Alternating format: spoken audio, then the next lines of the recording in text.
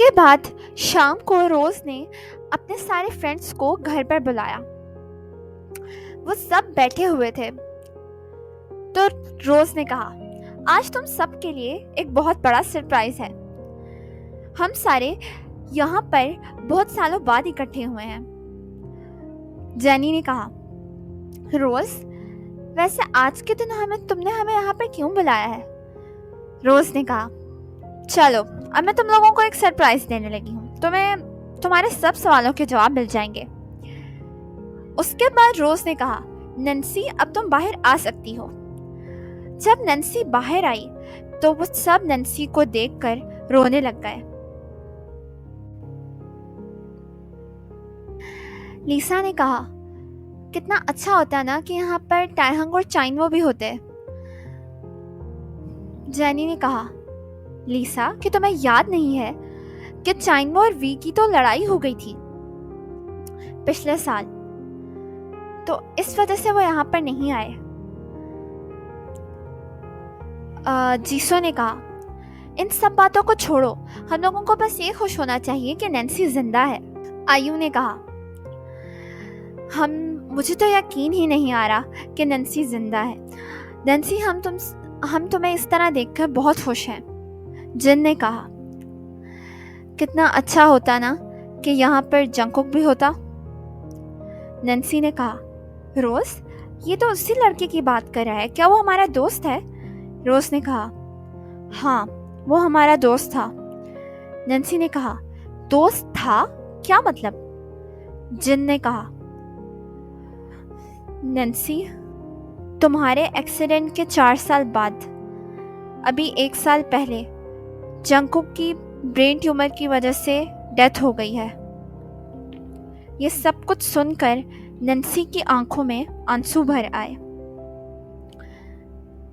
रोज ने कहा, नैन्सी, तुम रो रही हो क्या? नैन्सी ने कहा, पता नहीं, मैं रो नहीं रही, लेकिन ये आंसू खुद ब खुद मेरी आंखों में आए हैं। जेनी ने कहा, जिनहंग, आपको इस तरह से यहाँ पर यह बात नहीं करनी चाहिए थी।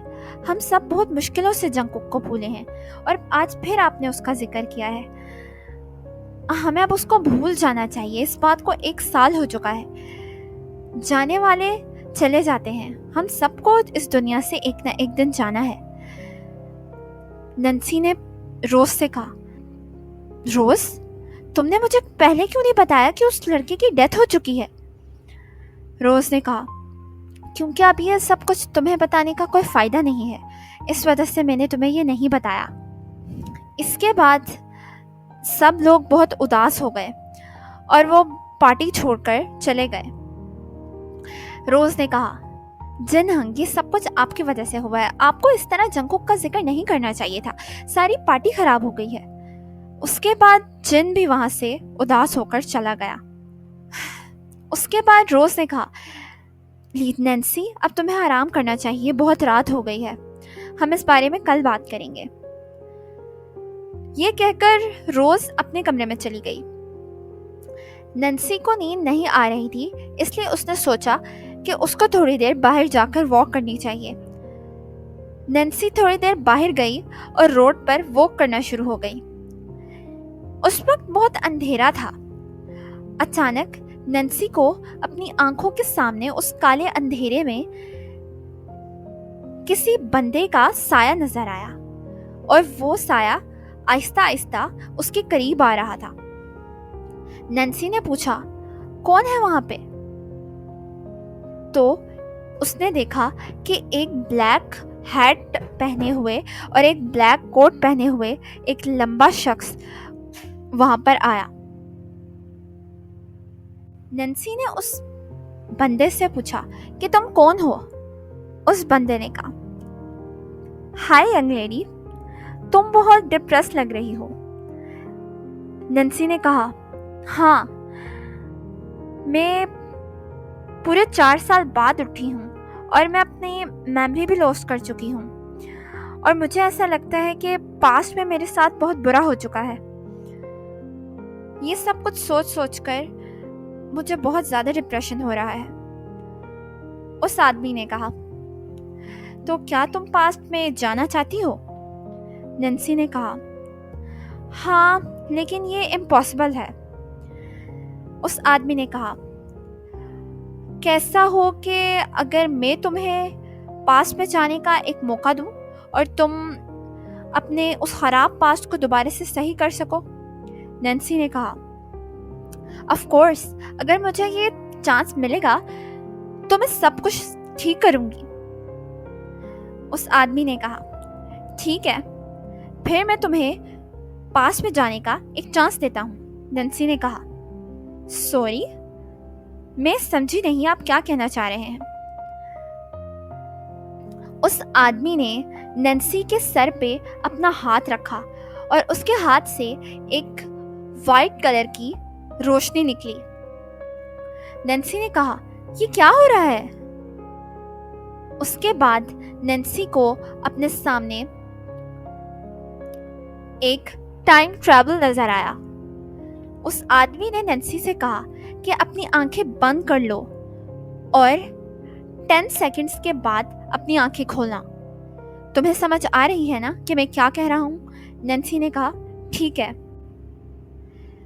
उसके बाद जब नैन्सी ने 10 सेकंड बाद अपनी आंखें खोली तो उसने देखा कि वो अपने हाई स्कूल के सामने खड़ी थी और वो एक हाई स्कूल का यूनिफॉर्म पहने हुए थी।